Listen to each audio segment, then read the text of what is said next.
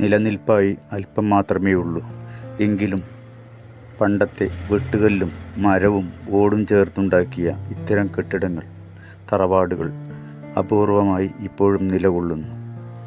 ഇപ്പോഴത്തെ പുതിയ ടെക്നോളജി എന്താണെങ്കിലും വാർത്തെടുത്ത കെട്ടിടങ്ങൾ ഒരു 30 വർഷം കഴിയുമ്പോഴേക്ക് പൊട്ടിയൊലിച്ച് അടർന്നു വീണ് ചോർച്ച വീണ് എല്ലാം നശിക്കുന്നു.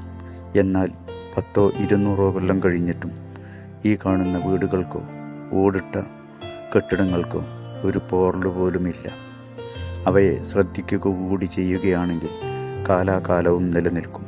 പക്ഷേ ഒരിക്കലും നമ്മുടെ ഗവൺമെൻറ്റോ പരിസ്ഥിതിവാദികളോ ഇത്തരം വീടുകളെ പ്രോത്സാഹിപ്പിക്കാറില്ല. ഗവൺമെൻറ് പോലും പറയുന്നത് വീടുകൾ വാർക്കണമെന്നാണ്. ശരിക്കു പറഞ്ഞാൽ പ്രകൃതിയുടെ ചൂഷണം നടക്കുന്നത് ഏറ്റവും അധികം ഇത്തരം വീടുകൾ ഉണ്ടാകുമ്പോഴാണ്. പഴയതിലേക്ക് മടങ്ങാം.